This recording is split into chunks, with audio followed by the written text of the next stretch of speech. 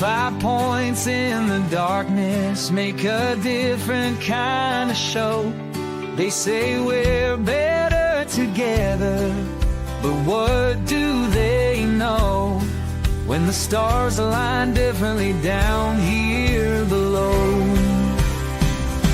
And maybe we'll rise when we cut all the ties. There's a flag that we fly under our own sky. Remember all the stories that your granddad told about a republic that wouldn't be controlled. Now the suits in the city say we've all been sold, but there's a fire burning that just won't get old. And maybe we'll rise when we cut all the ties. There's a flag that we fly under our own sky.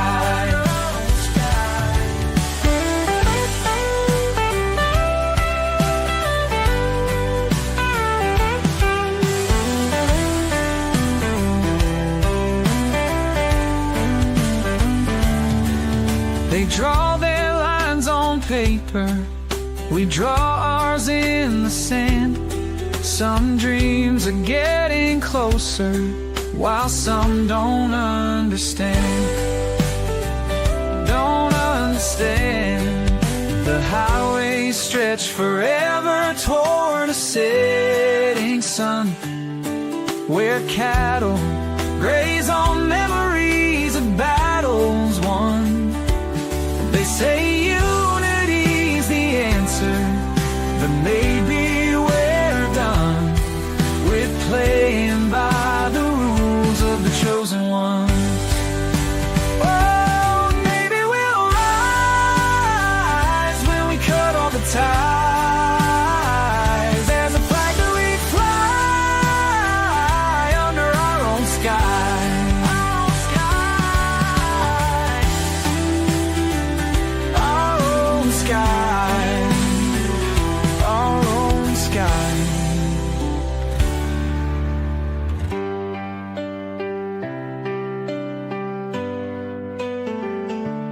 Maybe we'll rise when we cut all the ties. There's a flag that we fly under our own sky. Our own sky.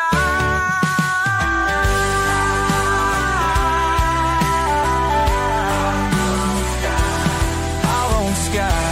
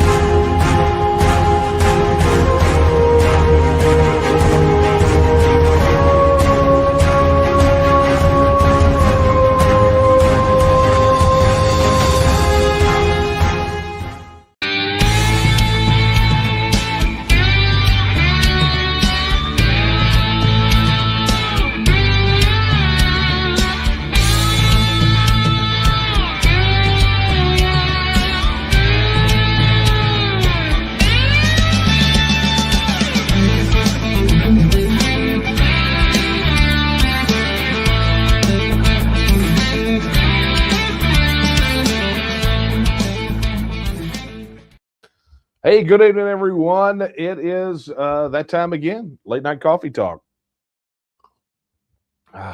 With a nice, fresh cup of coffee. Very glad you could join us tonight, and super excited coming off of this last week. So we'll have a lot to talk about tonight, but I want to thank you so much for joining me tonight. We've got a lot of questions in, and I'm sure a lot of ground you guys want to cover. So before I get to talking about any of that, let's go ahead and get started. For those of you joining for the first time, I'm Daniel Miller, president of the Texas Nationalist Movement, and this is Late Night Coffee Talk. This is that time where once a week, well, I try once a week, but that time once a week where I take a break from what I'm working on and come in here, fire up the camera and the microphone, and I take your questions. Sorry, I got to readjust here. Oh, yeah, it was really tight up here. So anyway, that's what I do. I take your questions, whether you want to talk about, if you have questions about TEXIT, about the T&M, about Texas politics, self-determination around the world, Texas culture, whatever it is, whatever you want to talk about. I am here to have that discussion with you. And it's been a long time that we've been doing late night coffee talk, and I know this because all of the previous late night coffee talk episodes, at least that are still accessible, are now available on the Texian Partisan. Right, so we'll talk about that in a little bit. But that being said, look, if you have a question tonight, it's really easy to get it to me. Right, so number one, if you're on the Texian app, right, go to Texian.app, and you can get on there, download it for your mobile device, do whatever. We're live streaming over there, which is kind of fun. I think it's hilarious when somebody looks at the listener numbers and be like, oh, your listener numbers are terrible. No, first off, you don't understand what this is about. Second, you don't know all the places we're streaming. So that being said, we have a special place for Texian app users. If you want to submit your question, just go over there and drop it in chat, and I will be more than happy to answer them from there. Additionally, if you are watching on YouTube, X, Facebook, Rumble, wherever it is, just drop your question in the chat, and I'll get to it, right? I mean, I see them. All of those aggregate over here, all those different channels, they aggregate into one thing, and then Kara sorts through them, looks for question marks, and then drops them in the queue, and that's how I answer them. And additionally, there is one other place you can submit your question, and that is via email. Look, if you're not comfortable dropping your question in chat, feel free to drop it in via email. Send it to coffeetalk@thetnm.org. That's coffeetalk@thetnm.org. And of course, you'll see that all of those ways right down here on the little ticker as we're going through tonight. So if you forget, which you shouldn't, you're probably already over there chatting right now with other TNMers and Texiteers or whatever they want to call us this week, right? Unbelievable. Well, let's get to it, right? So before we tuck into any questions, let me make sure that we're good to go here. Yep, good to go here. And good to go here. Super cool. All right. So fun stuff. So before we get started, let me just go ahead and talk about a couple of things. I mean, obviously, there is a lot of questions, a lot of chatter about what happened at the Republican convention there this last week, the state convention. We'll be talking about that a good bit. There is an article on the Texian Partisan that kind of unpacks some of the metrics, some of the numbers, so you can get some of the high points, but we can talk more about that if you'd like.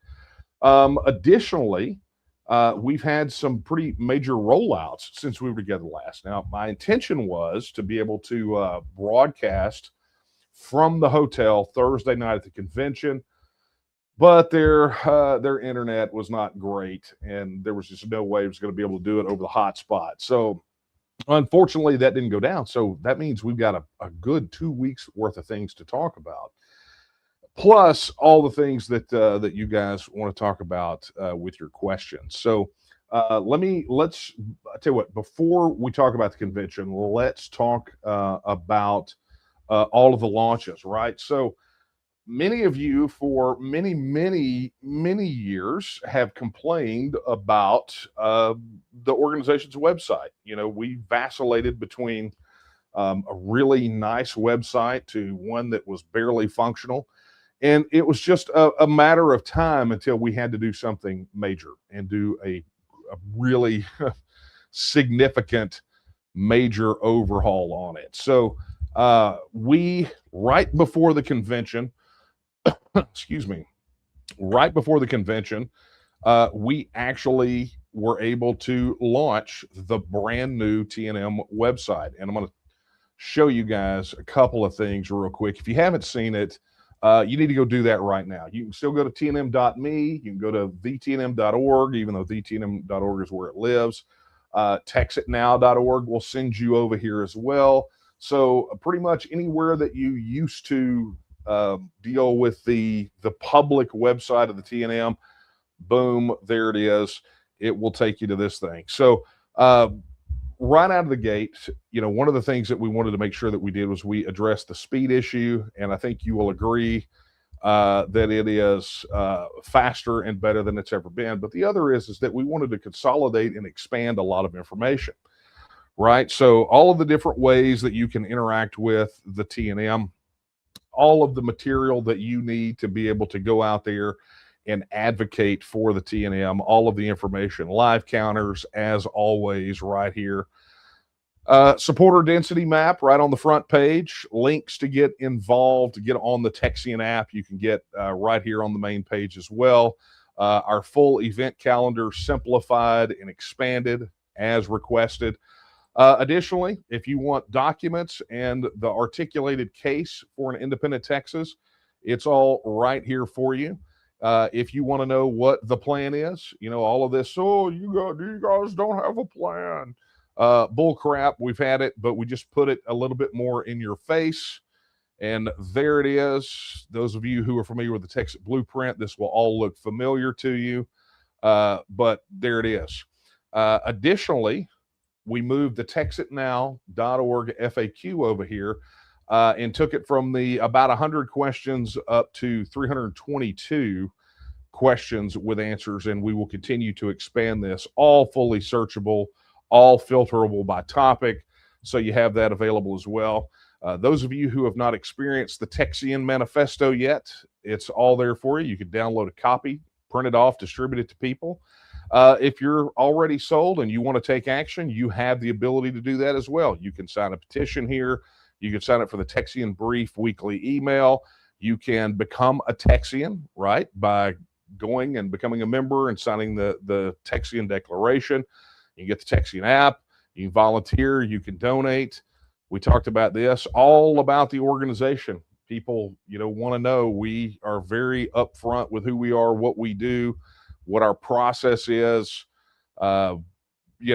Full sections about me. People want to know, what's your background? Who are the leadership? What are the principles? What is the mission? The history of the TNM. A full history going back to our founding in 2005. Additionally, we've made it super easy for people in the media to, and actually, I think you guys would probably enjoy this as well. But we put a full newsroom here for the media as well. But here's a fun one, right? So we curated 111 selected pieces of coverage about the TNM, and we've aggregated them all here. Here are all the places around the world that have covered, where media outlets have covered the TNM. And here's a roll of some of the most recent places where the TNM has been covered. So all of these link out to where they're supposed to go, but there's a lot, and I'm not going to take you through this whole thing because there's just, frankly, an awful lot. But we were not content just to launch that. But look, let me just go ahead and say this before I move on. If you have not taken the opportunity to head over to tnm.me or thetnm.org, whichever one, and just spend some time with it, I would recommend that you do that, because it is chock full of information that you frankly are going to want to see. And that's that. So we were not content to just do one, right? The other one that we had some of the, it was just less than optimal for us, was this one right here, the home of the Texas First Pledge, TakeTexasBack.com. And so we did some substantial work on that and literally launched that the day before we set out for the convention. So you've got a lot of things here. Right now, we're 263 candidates and office holders and former office holders that have signed the Texas First Pledge, with 79 of them being sitting office holders. Everything you want to know about the pledge. If you wanted to know what it means to be Texas first, there it is. There's the definition that we use. Here is the information about the pledge. here is the full searchable directory of pledged candidates. And as you can see, we are bringing more in by the moment, right? I mean, these are all people that have signed in the last week. So really, really good stuff there. Fully searchable. You can take a look at everybody that's on there, and including the people that either disavowed or broke the pledge, because we don't get rid of those pledges. We just, if somebody disavows or breaks it, we just make a note on the record so you can see them. Additionally, you can find out whether or not your representatives have signed by just going here, entering in your address, and it will pull up not only who your statewides are on the ballot, but we'll tell you who signed and who hasn't. But if you wanted to know who hasn't signed, you can just click that bad boy right there, and here's all of the people that have not signed. But wait, there's more. If you go to their profile, like Greg Abbott here, ask him to sign, you have the ability to send at them on X, or you can copy a message and email it or send it on the platform of your choice. So not only is it a directory, but it is also a tool for you to utilize to encourage your candidate of choice to sign the Texas First Pledge. So, folks, 2 of those bad boys launching in 1 week like that, pretty much just a couple of days apart, is absolutely insane. But we did it anyway because we wanted you to have the tools in your hand as soon as possible. So, look, I'm going to encourage you, take a look at both, vtnm.org and taketexasback.com. Comb those bad boys. And, oh boy. Anyway, sorry, I had a chance to look at the chat, and there's something in the chat that just sort of correlated with a conversation I was having with Kara before this started. She'll know it's a joke for us and us alone. Anyway, so long story short is it's there, and I would encourage you to scour both. Okay, now both of those launched out at the same time, or right around the same time as we were getting ready to go into the Republican Party convention. And just a couple of high points here. Our planks on the platform, right? The ones that suggest and say that we should have a vote on this issue, they survived the convention, which was great. And what was amazing to me is we were the least controversial, not going to say the least, we were not the most controversial issue at the Republican convention, right? So, look, congratulations to all the delegates that voted in favor of these planks, that showed up to support the planks, because it's institutional alignment. There are a lot of people inside the Republican Party of Texas, and when I say a lot, I mean an overwhelming majority, that believe that Texas should be independent. But more importantly, there are even more people that believe that the people of Texas are smart enough to make the decision on it. Excuse me. So, look, super proud of the delegates for making the right choice on this one. Really wish it would have been elevated to a legislative priority, but let's be honest, it doesn't have to be a legislative priority to basically be in play next session. Okay, so that's super good news. Additionally, I want to say this too. So we had a smaller space on the exhibitors floor than we had in conventions past.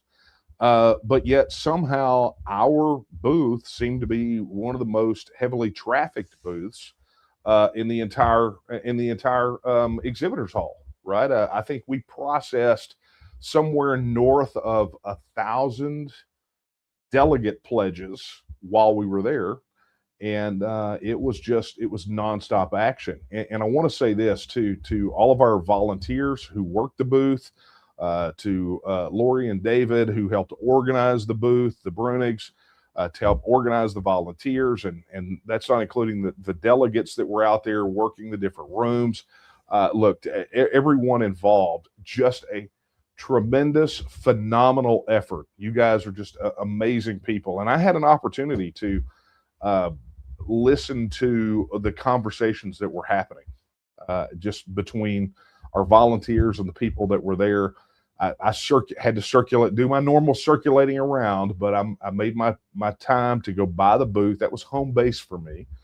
It's where I'd go to get some respite, and I got to hear the interactions between our volunteers and some of the delegates that were there. And I'm going to tell you, there is no organization out there whose volunteer base is more professional, more rational, more persuasive. I mean, all of these things than the people that are in the TNM. I mean, you guys are it. So I had a really interesting compliment today, and I can't tell you who it's from. I really can't tell you a lot of the context about it because I can't. It would give away too much, and it was not just about this convention. This was about something going back like 2 years, where our volunteers showed up to an event en masse, and the expectation from some of the people that were there was that it would be just bedlam, right? That we would be unprofessional, not articulate, irrational. And they came out with a completely different, they came out, let's just say this, you flipped the table on them, right? You absolutely flipped the table on them, and they didn't expect it, not in the least. It was nothing but complimentary. It wasn't one of those that we were expecting crazy and we didn't get crazy. It was, we were expecting crazy, and what we got was a level of professionalism, logic, and persuasion that we have not seen from any other organization that approached us. So again, when I say that we've got the best people in politics, not just here in Texas, but all across the board, and it's not just politics, right? But it's political, cultural, economic, and let's just say in advocacy. When I say that, I don't say it as, I mean, I may be a little skewed. I may have a little favoritism toward our people, but really and truly, what I'm seeing, the way that I'm evaluating it, is really coming through how other people view you. So kudos to you guys. Thank you for those of you that worked the booth and worked the convention. You did a phenomenal job, and I've heard nothing but praise about everyone. So, excuse me. All right, let's get down to some questions. I got some other things I could talk about, but let's get down to some of your questions. Let's go take a look here. Yes, Phil says the booth crew was awesome. Terry is asking, he says, do all of these TNM websites do a 301 permanent redirect to the same content? They go to equivalent content. What he's asking is if some of these sites are permanently redirected. And the answer to your question is yes. And in most cases, what we have done is make sure that old links on the site, so the sites that were retired out, old links go to pages that are equivalent on the new sites. So we're good. We're good there. And so, like I said, you should be able to get to some of the old stuff. If you have an old link saved, you should be able to get over to its equivalent on the new site. But let me just say this: if it doesn't, don't bother to send in a support ticket.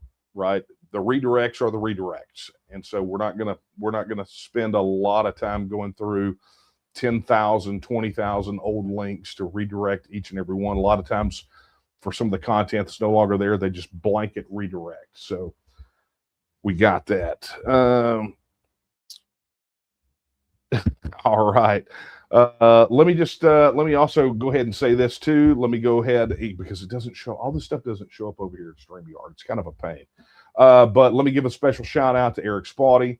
Eric just contributed $100 to Late Night Coffee Talk, or to the TNM through the donate link on Late Night Coffee Talk on the TEXIT app. I guess it would be our equivalent of a super chat on YouTube, right? Is that I guess that would be it. So anyway, thank you very much, Eric.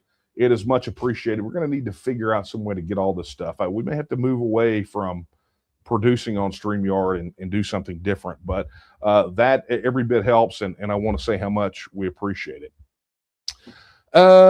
Okay.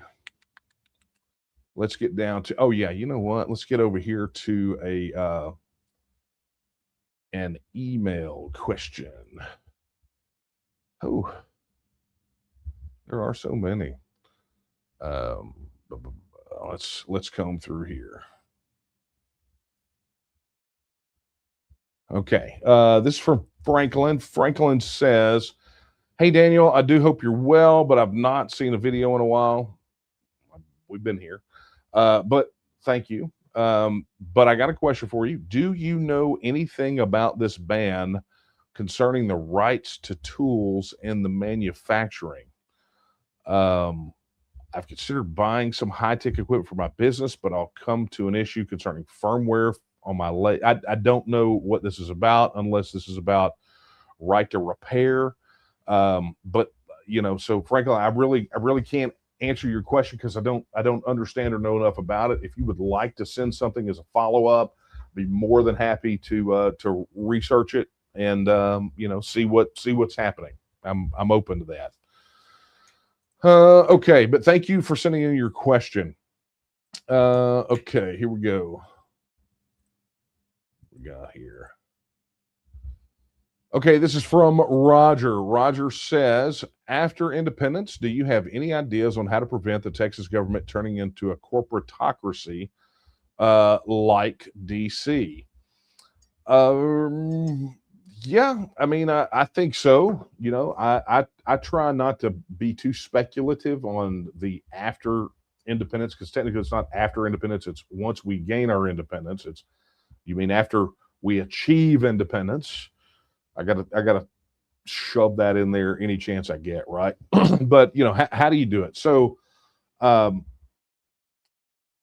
know, look, let me just put it to you this way, right? Because I've answered some form of this question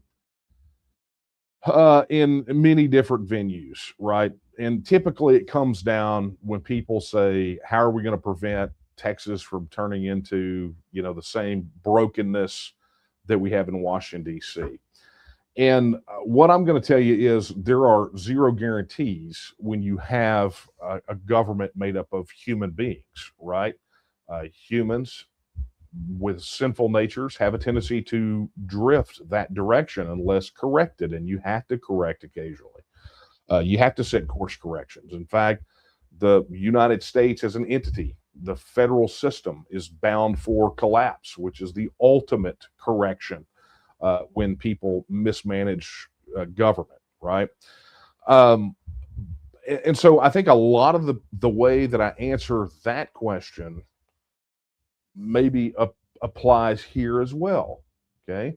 You know, the first thing you have to identify is really what causes those corporatocracies or bad government or whatever you want to call it.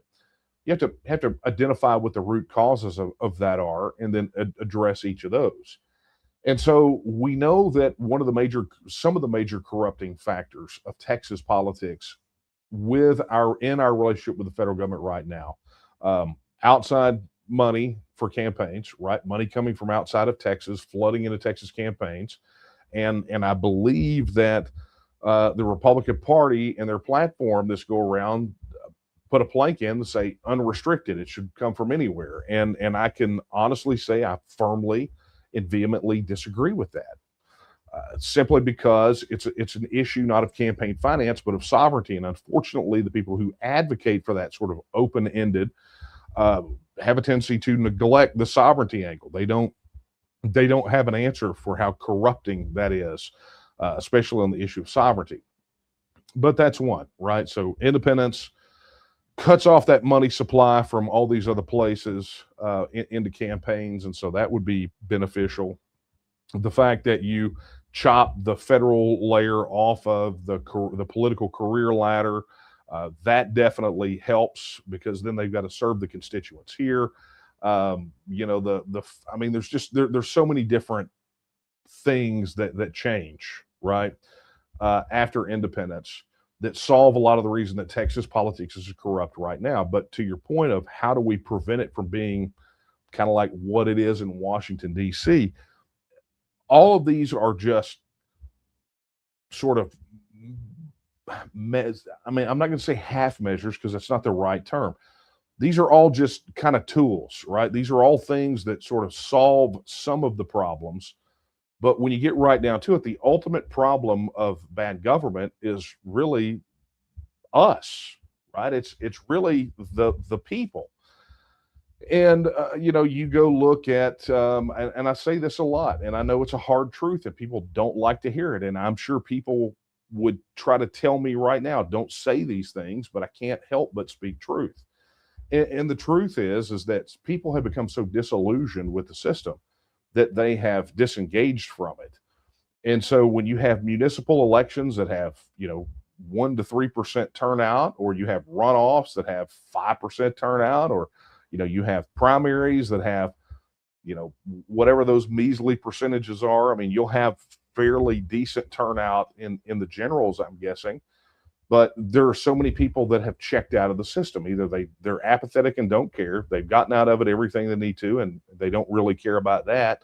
Uh, or beyond apathy and avarice, you have the people that have just punched out. They've said, there's no way we can fix it. But in doing so, they've unwittingly played into the hands of those people who seek control because they have effectively given it their seal of approval. So the bottom line is that each of us is responsible for the government. Now, we bear some collective responsibility, but that collective responsibility spins out of our individual responsibility. So, you know, we may have a government that I don't personally like, right? But collectively, this is the system that we live under. And so you can refer to it as a tyranny of the majority, or it's really never going to be a tyranny of the majority if the majority of people just sit on their thumbs at the house when it comes time to do something about it. So, you know, I just go back to Article 1, Section 2, where it says all political power is inherent in the people. The people are the ultimate arbiters of this. And if all political power is inherent in the people and they have wide open lanes to be able to do something with it, and they don't, then whose responsibility is that? So when I say that fundamentally the TNM is a people movement, that means that there is no magic solution. Independence is not a panacea. It doesn't cure all. It doesn't promise utopia.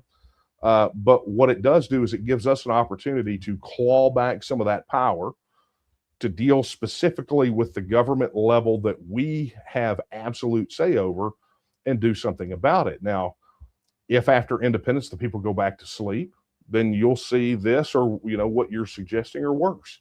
So it's all going to be dependent upon how engaged our populace is. It's going to take our populace being engaged to get us independence, and it's going to take our populace being engaged to secure it and maintain it.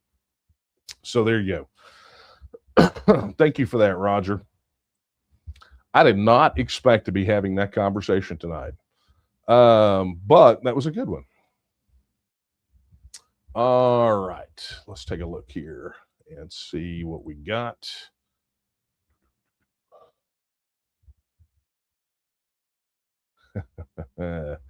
Let's take a look at this. Okay, question. Oh man, we have many questions over here. Okay, this is on the TEXIT app. What was the delegate count for the two planks? We don't know yet. We don't know what the percentages are. You know, what we do know is that generally, if it gets to the voting stage, I don't know the last time they ever voted one down. So we're just waiting on the. See, my desk is so out of whack. I'm sorry, guys. This was all a function of me having to get back there and fix equipment a couple weeks ago. You know, we don't know, but we'll find out. You know, they did let loose the legislative priorities. I don't know if you guys saw the letter from the new chair, Dorinda Randall, which, you know, congratulations to the new chair and the new vice chair. both Texas First pledge signers. But she sent out a letter essentially listing out the legislative priorities. So I'm assuming, because they did all that stuff on Scantron, if they have those results, then they probably got the results for the rest of the platform as well. So we'll be getting those sooner rather than later, I do believe. Okay. This one came in from Texian Chat too. Loved the new handout cards at the convention. Any ETA on when the flyer and the vertical displays will be available for download by local teams?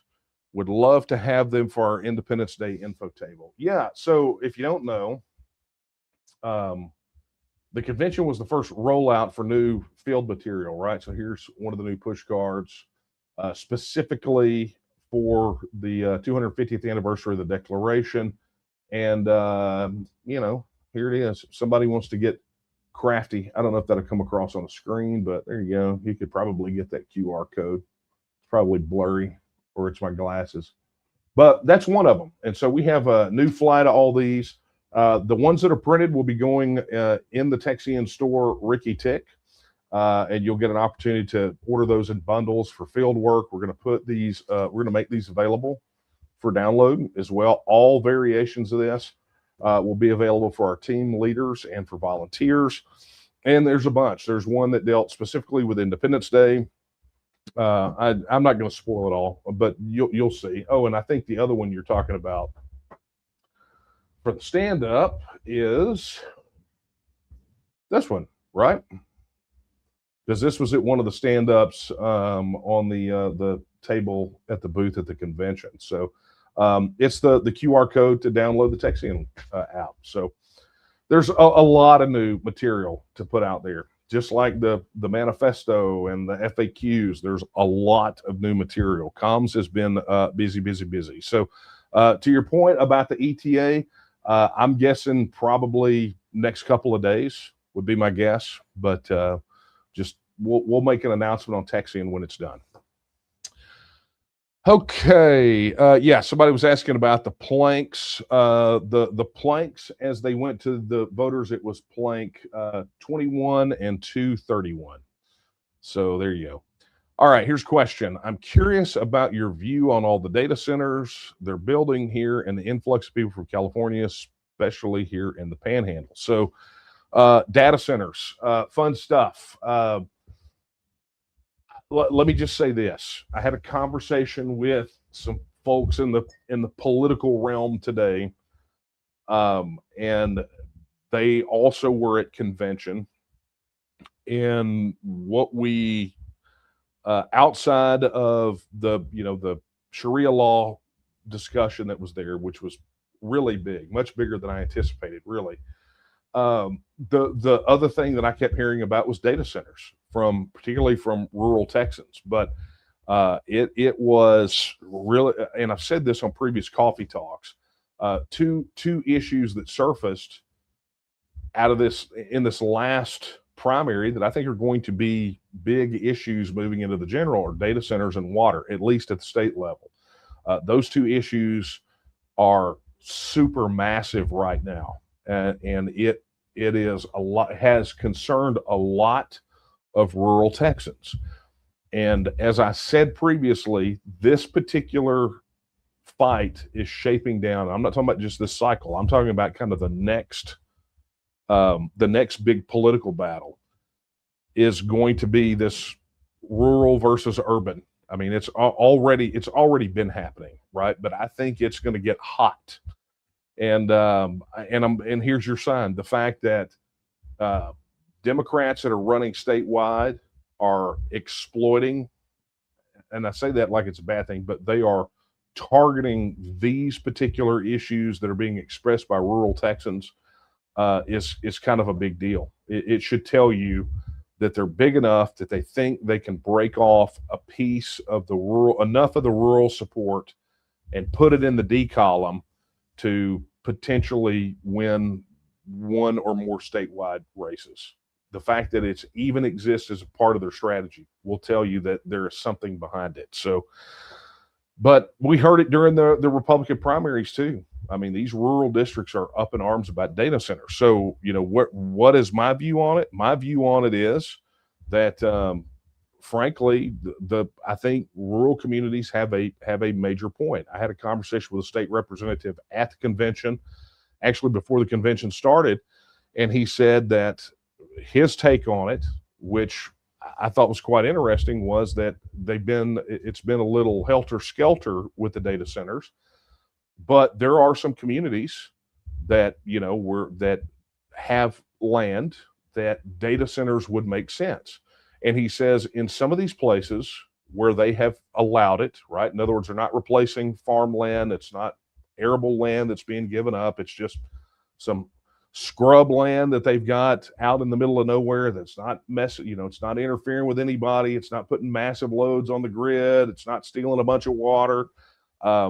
It's literally eliminated property taxes for the people in those areas. And so, he's looking at it like we need to be really careful with how we manage these data centers, how we get them, the places that we allow them to be built, because they do have area effects, right? The water, there's Ben Jordan. He's got a YouTube channel I recommend. He's got some great videos on the flock cameras, but he's also got one about the acoustic effects of data centers. It's really fascinating stuff. But anyway, so we know that they have area effects. And so when people say, well, they should be able to build where they want to, and we're supposed to be a pro-business, it's like, yeah, but if the local madam came and bought the house next door and started running a bordello, I think I'd be a little upset, right? So this is the kind of, they started running a nightclub next door, I think I would be a little upset. Well, this is the kind of situation these folks in the rural counties have to deal with, and not every place is going to be suitable for it. But the fact is that it cannot be like the Wild West on these things. And the people need to have their say. And unfortunately, too many times these things are coming down to the people not having a say. You've got politicians that are getting bought off or unduly influenced to capitulate to these folks and not necessarily listen to the will of their constituents. And so I fully expect there to be probably some legislation floated that puts this sort of thing up for referendums at the county level. That's really what I think is probably going to happen. Okay, let's get back over here to email. We're kind of at the midway point. If you have a question for tonight, be sure to drop it in chat wherever you're chatting, whether it's on the TEXIT app or on the, and by the way, TEXIT app users, thanks for using the Q&A feature, right? It's there. We'll be improving on that, but it's there, and thank you for using it. But drop your questions there. If you're watching on YouTube, X, Facebook, Rumble, drop them in the chat, and we'll be more than happy to find them and take those questions from there. Also, you still have time. Go ahead and drop your questions. If you don't want to do either of those, you can send your questions to coffeetalk@vtnm.org.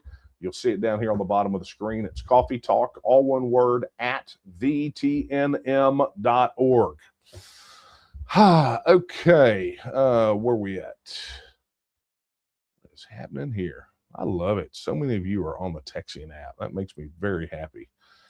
All right, this question is from Eric. Eric says, what are your thoughts on GOP convention delegates voting no on all planks out of protest because they want the process to focus on party principles and give more emphasis to legislative priorities?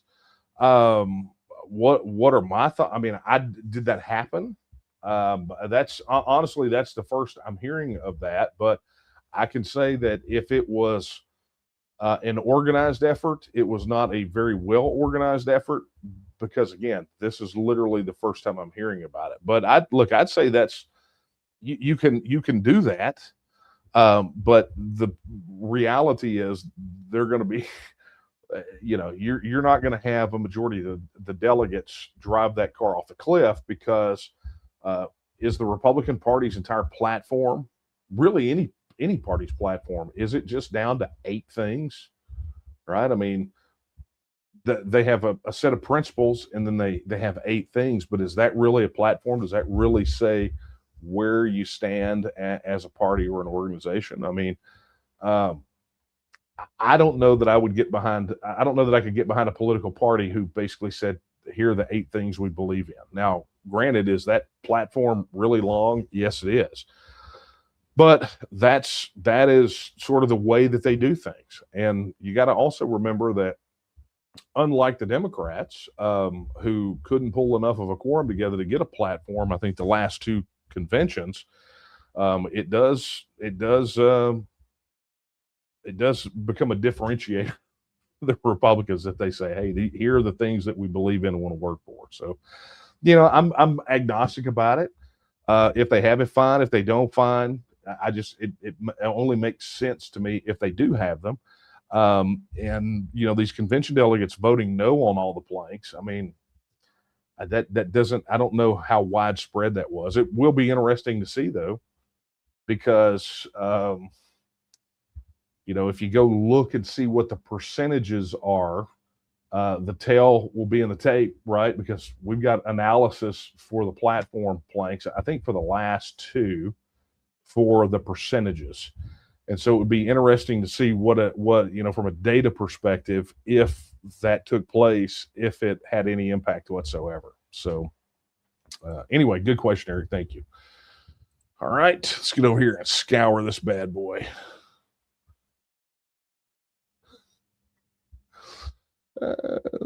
This is funny.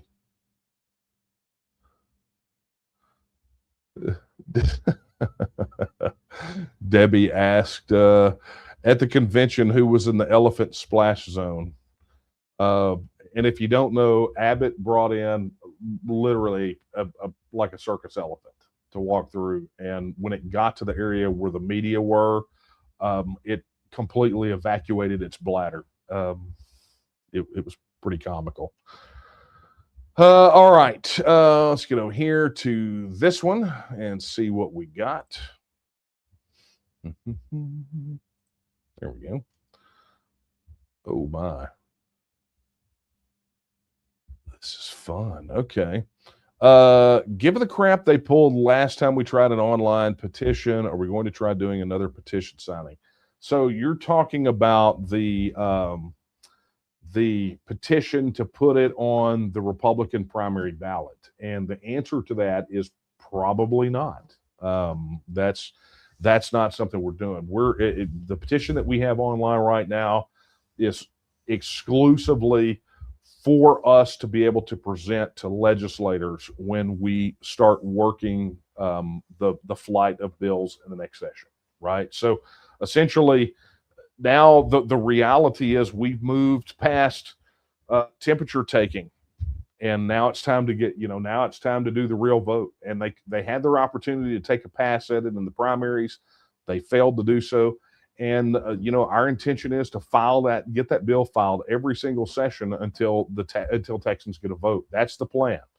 And so would that preclude us from getting it on the primary ballot, right? That temperature taking.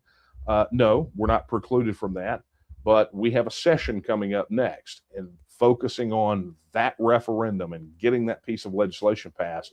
That's priority number 1. Okay.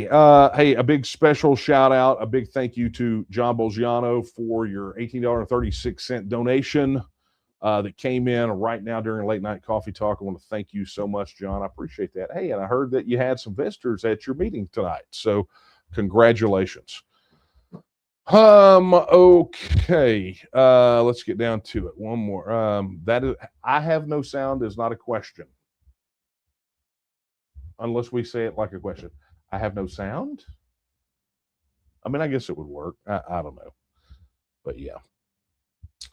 All right, let's get over here to the emails.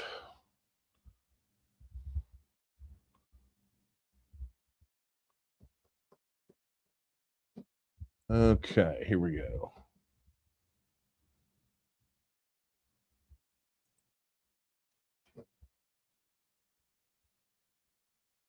Okay.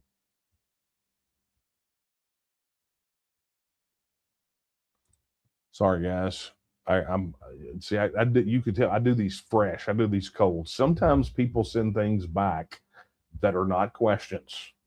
They're just statements. But I do read them all, and sometimes you have to tolerate me reading them, on the air, so to speak. Okay, this is from Buddy. He says, "What is your favorite question to answer, and what are the stupidest that you have to field?" Uh, that is oddly, this is a difficult question. What is my favorite question to answer? Um, I'll just say this: I do not hate any of them. Um, but my favorite question is probably okay. Let me just say this: I'm not going to narrow it down to a single question, right? I'm going to just take it as a class of questions. And I will just say that I really like the questions personally that delve into the more statecraft aspects of what we're doing, right? So questions about specifically about the right of self-determination. I like the really sort of wonkish mechanical questions, like when somebody has a question about why did we word the referendum question in the way that we did, or the what is why do you say that Texas is a nation, or things where I get to really break down issues of statecraft. I love those questions, the really super kind of crazy wonkish questions, my favorites. The stupidest questions that I have to field are the ones that are opposition framed as a question. Yeah. And I'm trying to think of a good example, but where somebody is really opposed, but they think they've got a gotcha. But what you find out is that they're dumber than a box of rocks, right? In other words, they're opposing you, right? So they're on the opposite side of this thing. They hate everything about what we do, and they want to what if to death, right? Honestly, the what if questions would probably be the ones that I don't like, right? But they want to what if, or they ask these questions that are just so far out of the realm of reality that it betrays their ignorance about how the world really works, right? But they say they ask the questions with such contempt when they don't realize that it's super, like the way that they phrased it or the specific thing they're asking about is so far disconnected from reality as to be a work of fiction, right? Those are the ones. I'm not going to say those are the stupidest, but those are definitely the most annoying because look, it's kind of like the position that I adopted on social media many years ago.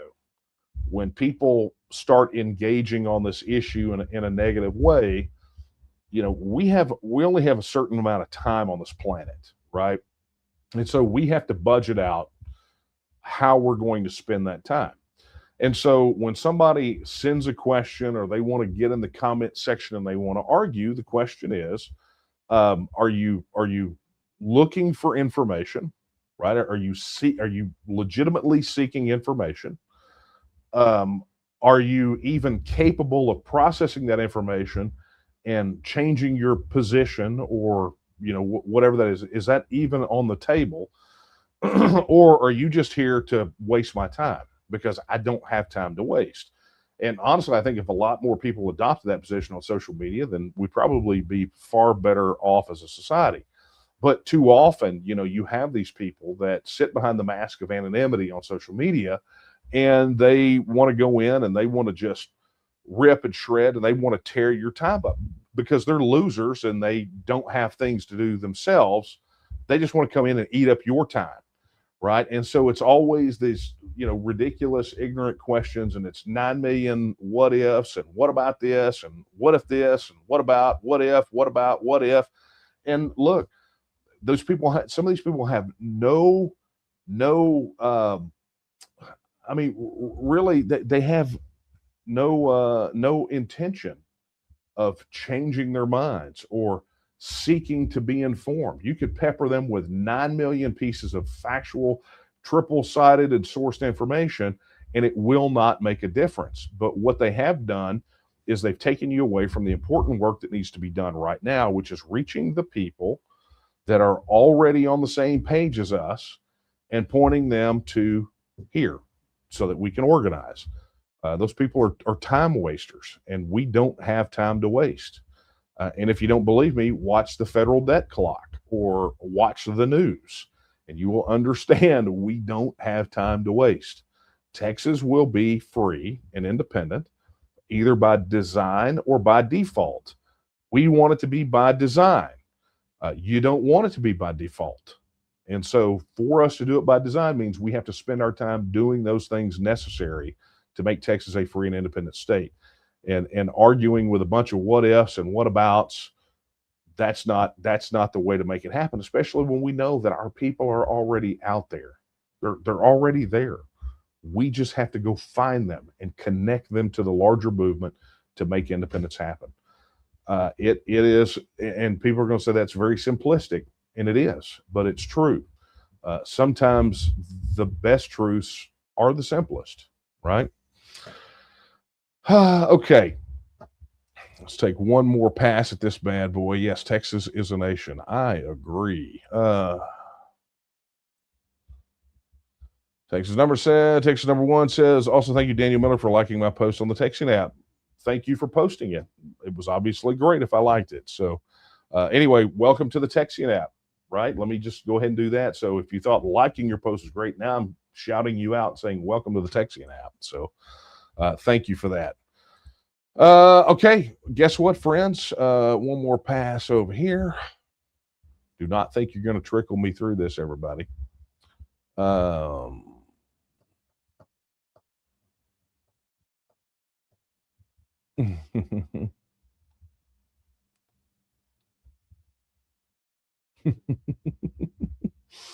Sorry, I just scrolled through. My bad. All right, well, friends, that is going to be a wrap for tonight. So let me just a few reminders before we wrap up. If you haven't heard me say it enough, here it is. If you wanted to know about the mysterious TEXIT app, there it is. Ideally, look, if you want to get on your mobile device right now and go to texian.app/get, there's a shortcut. We haven't updated the graphic yet, but texian.app/get, and that'll take you right to whichever store is appropriate for your mobile device, and let you download the TEXIT app. But get it. I mean, look, it says it all. Texas independence starts here. We coordinated our entire on-the-ground activity at the convention through the TEXIT app. It was the first field test for it, and it passed with flying colors. So pretty excellent. Additionally, look, if you want to get TNM and TEXIT themed merchandise that benefits the TNM and the work that we do, head over to the TEXIAN store, texianstore.com. You can get your partisan gear there, your TEXIT Now gear. It's all there. And we're starting to add brand new merchandise or brand new items on a regular basis. We've got a whole flight of things getting ready to hit. So hopefully you guys will like it when we do. Additionally, you heard me mention a couple times, you want to get your news and views from a Texas perspective, head over to the Texian Partisan, texianpartisan.com. That's where you can find the latest and greatest news on TEXIT, the TNM, global independence. It's kind of like the things we talk about here, but much more expanded. So be sure to knock that out as well. And what's crazy is, by virtue of the fact that we launched these new sites, I kind of knocked out some of my little bugs over here, right? Like I can't even throw the TEXIT Now one up anymore, although I could. It just takes you to the FAQ, but super cool nonetheless. All right, friends. Well, as I said, that is going to be a wrap for tonight. Look, I want to thank you all again for joining me here tonight. Thank you for the very insightful questions. Thank you for all of you that jumped on the TEXIT app and are watching, no matter what platform you're watching from.